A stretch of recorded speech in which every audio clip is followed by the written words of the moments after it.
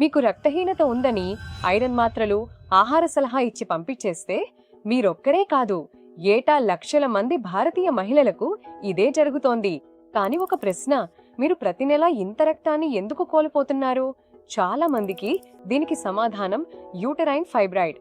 ఇది చాలా సాధారణం, ప్రాణాంతకం కాదు, సులభంగా చికిత్స చేయవచ్చు. కానీ ఎవరికీ తెలియదు, ఎందుకంటే మనం రక్తహీనతకు చికిత్స చేస్తూ దాని మూలాన్ని వదిలేశాం. ఫైబ్రాయిడ్స్ అంటే ఏమిటి? ఫైబ్రాయిడ్స్ అనేవి గర్భాశయ గోడల్లో ఏర్పడే క్యాన్సర్ కాని గడ్డలు. ఇవి ఈస్ట్రోజెన్, ప్రొజెస్టెరాన్ హార్మోన్ల వల్ల పెరుగుతాయి. 50 ఏళ్లలోపు 60 నుండి 80% మంది మహిళల్లో ఇవి కనిపిస్తాయి. చాలా వరకు ఫైబ్రాయిడ్స్ ఎలాంటి లక్షణాలు చూపించవు. వాటితో సమస్యలు పరిమాణం వల్ల కాకుండా స్థానం మీద ఆధారపడి ఉంటాయి. గర్భాశయ గుహలోని సబ్మ్యూకోసల్ ఫైబ్రాయిడ్స్ వల్ల అధిక రక్తస్రావం, గర్భధారణ ఇబ్బందులు కలుగుతాయి. ఇంట్రామ్యూరల్ ఫైబ్రాయిడ్లు రక్తస్రావం, ఒత్తిడి కలిగిస్తాయి. బయటి వైపు ఉండే సబ్సెరోసల్ ఫైబ్రాయిడ్లు అధిక మూత్ర విసర్జన, మలబద్ధకం, వెన్నునొప్పికి కారణమవుతాయి. పరిమాణం మాత్రమే లక్షణాన్ని నిర్ణయించదు, స్థానం నిర్ణయిస్తుంది. మీ శరీరం దాదాపు ఎప్పుడూ స్పష్టంగా సంకేతాలు ఇస్తుంది. మీ పీరియడ్స్ లో మార్పు ఒక ముఖ్యమైన సంకేతం. మునుపటి కన్నా ఎక్కువగా 7 రోజులకు మించి రక్తస్రావం, ప్రతి గంట 2 గంటలకు ప్యాడ్ మార్చాల్సి రావడం, పెద్ద గడ్డలు రావడం గమనించాలి. రక్తస్రావమే కాక నెలంతా పెల్విక్ బరువు, అధిక మూత్ర విసర్జన, మలబద్ధకం, బరువు పెరగకుండానే కడుపు పెద్దగా కనబడటం మరియు రక్త నష్టంతో కూడిన అలసట కలగడం. మన దేశంలో రక్త నష్టంతో వచ్చే అలసటను ఒత్తిడి లేదా ఆహార లోపంగా భావిస్తారు, కానీ పట్టించుకోరు. మీ రక్తస్రావంలో 2-3 చక్రాల్లో మార్పు కనిపిస్తే వెంటనే గైనకాలజిస్ట్ ను సంప్రదించాలి. ఫైబ్రాయిడ్లు నిర్వహించకుండా వదిలేస్తే ఏమవుతుంది? ప్రధాన సమస్య ఐరన్ లోపం వల్ల వచ్చే రక్తహీనత. దీన్ని సరిగ్గా గుర్తించరు. లక్షలాది మహిళలు ఐరన్ సప్లిమెంట్స్ వాడుతున్నా, తక్కువ హిమోగ్లోబిన్ ఉన్నా అసలు కారణమైన ఫైబ్రాయిడ్ ను ఎప్పుడూ గుర్తించరు.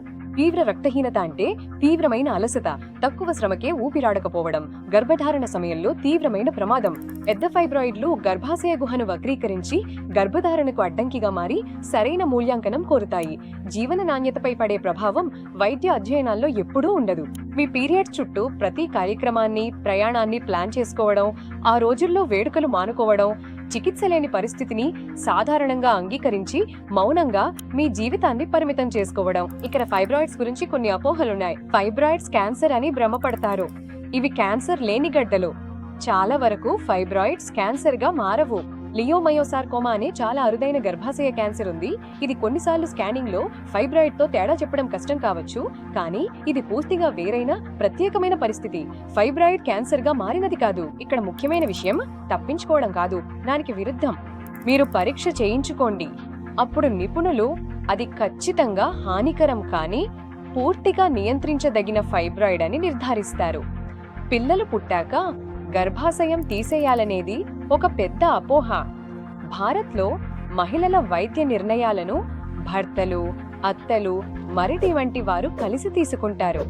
చాలాసార్లు మంచి ఉద్దేశంతో అయినా కొన్నిసార్లు అది తప్పు కావచ్చు. హిస్టరెక్టమీ అనేది అనేక ఎంపికలలో ఒకటి మాత్రమే.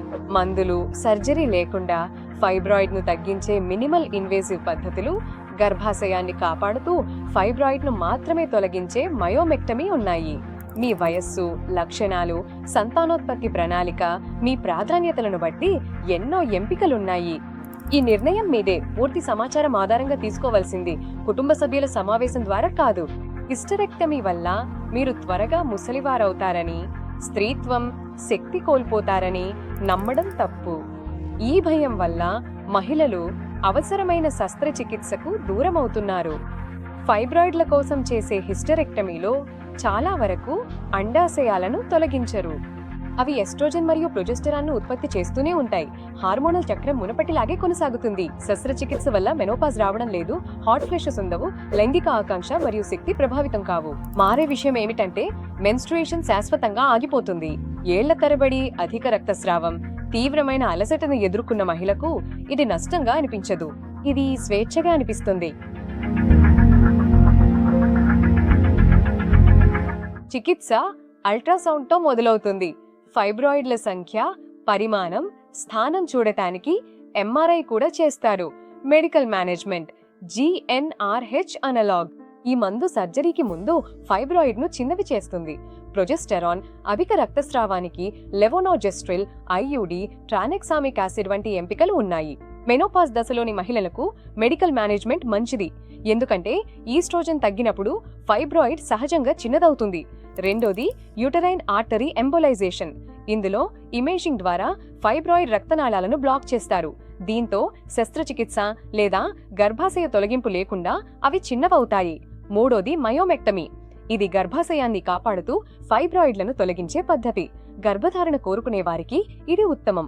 మరియు చివరి 4వ దశ, కుటుంబాన్ని పూర్తి చేసుకున్న మహిళలకు మరియు ఇతర మార్గాల్లో ఉపశమనం ఇవ్వని సందర్భంలో హిస్టెరెక్టమీ. హిస్టెరెక్టమీ అంటే గర్భాశయాన్ని, ఊఫోరెక్టమీ అంటే అండాశయాన్ని తొలగించడం. ఇవి వేర్వేరు శస్త్రచికిత్సలైనా భారత్లో వీటిని తరచుగా కలిపి వాడుతుంటారు. ఫైబ్రాయిడ్లలో హిస్టెరెక్టమీ అంటే మెనోపాజ్ రాని మహిళల్లో సాధారణంగా అండాశయాన్ని ఉంచుతారు. హార్మోనల్ చక్రం కొనసాగుతుంది. శస్త్రచికిత్స వల్ల మెనోపాజ్ రావడం జరగదు. కుటుంబాలు అన్నీ తీసేశారు అన్నప్పుడు అది హిస్టెరెక్టమీ. ఇందులో అండాశయాలు కాపాడబడతాయి. టోటల్ హిస్టెరెక్టమీలో గర్భాశయం, సర్విక్స్ తీసేస్తారు. సబ్టోటల్లో సర్విక్స్ వదిలేస్తారు. శస్త్రచికిత్స పద్ధతి అబ్డోమినల్, లాపరోస్కోపీ లేదా వెజైనల్. కోలుకోవడాన్ని ప్రభావితం చేస్తుంది. లాపరోస్కోపిక్ లేదా వెజైనల్ పద్ధతుల్లో 24 నుండి 48 గంటల్లో ఇంటికి వెళ్ళవచ్చు. ఫైబ్రాయిడ్ పరిమాణం, శరీర నిర్మాణం, శస్త్రచికిత్స నైపుణ్యం బట్టి పద్ధతిని నిర్ణయిస్తారు. ఎప్పుడు గైనకాలజిస్ట్ హిస్టెరెక్టమీని నిజంగా సిఫార్సు చేస్తారు? అనేక అంశాలు కలిసినప్పుడు కుటుంబాన్ని పూర్తి చేసుకున్న మహిళకు వైద్య చికిత్స లేదా తక్కువ దుర్వినియోగ శస్త్రచికిత్సలకు స్పందించని, జీవితాన్ని తీవ్రంగా ప్రభావితం చేసే లక్షణాలున్నప్పుడు, అనేక లేదా చాలా పెద్ద ఫైబ్రాయిడ్లు, మయోమెక్టమీ సాంకేతికంగా క్లిష్టంగా ఉండే పరిస్థితులు, లేదా మునుపటి మయోమెక్టమీ తర్వాత మళ్లీ వచ్చిన ఫైబ్రాయిడ్లు, గర్భాశయం 16 నుండి 20 వారాల గర్భధారణ పరిమాణానికి పెరిగినప్పుడు. హిస్టెరెక్టమీ అనేది చికిత్స ప్రయాణం చివర్లో వచ్చే సిఫార్సు, ప్రారంభంలో కాదు. ఇది ఓటమి కాదు, సరైన అభ్యర్థికి సరైన పరిష్కారం. హిస్టెరెక్టమీ తర్వాత వచ్చే ప్రమాదాలు, మారే అంశాలు.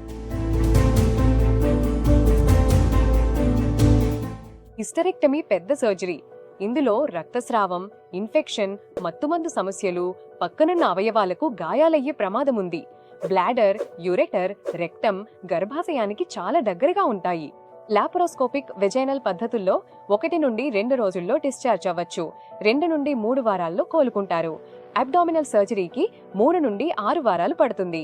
హిస్టెరెక్టమీలో అండాశయాలు ఉంచితే హార్మోన్ల చక్రం సాగుతుంది. దీనివల్ల మెనోపాజ్ రాదు, హాట్ ఫ్లషెస్ ఉండవు, లైంగిక కోరికపై ప్రభావం ఉండదు. సహజ మెనోపాజ్ సహజ వయసులోనే వస్తుంది, శస్త్రచికిత్స వల్ల రాదు. 3 నుండి 6 నెలల్లో అధ్యయనాల ప్రకారం శక్తి మరియు మానసిక స్థితి మెరుగుపడతాయి. దీర్ఘకాలిక రక్తహీనత తొలగిపోతుంది, నొప్పి పోయింది. ఆమె ఇకపై వ్యాధిని నిర్వహించాల్సిన అవసరం లేదు. జీవన నాణ్యత గణనీయంగా మెరుగవుతుంది. ఆమె సాదా జీవితం గడుపుతోంది. ఏళ్ల తరబడి అధిక రక్తస్రావంతో అలసటగా ఉండి ఐరన్ తక్కువగా ఉంటే ఇకపై దాన్ని భరించకండి. అధిక రక్తస్రావం మీ శరీరానికి సహజం కాదు. దీర్ఘకాలిక అలసట, తక్కువ ఐరన్ స్థాయి మీ లక్షణాలు కావు. ఇవన్నీ లక్షణాలు మాత్రమే. వీటికి కారణాలుంటాయి. వాటిని కనుగొని చికిత్స చేయవచ్చు. మీకు మరింపు అవసరమైతే ప్రాక్టోలో నిపుణులైన గైనకాలజిస్టును సంప్రదించి సలహా పొందవచ్చు. దీనిపై వారు మీకు అవసరమైన చర్యను వివరిస్తారు. సరైన పరీక్షతో కారణం తెలుసుకుని చికిత్స పొందండి. ఈ వీడియో మీకు ఉపయోగపడితే అవసరమైన వారికి షేర్ చేయండి. ముఖ్యమైన ఆరోగ్య విషయాలపై ఉపయోగపడే సలహాలు తెలుసుకోవాలంటే మా ఛానల్ సబ్స్క్రైబ్ చేయండి మరియు బెల్ ఐకాన్ నొక్కండి.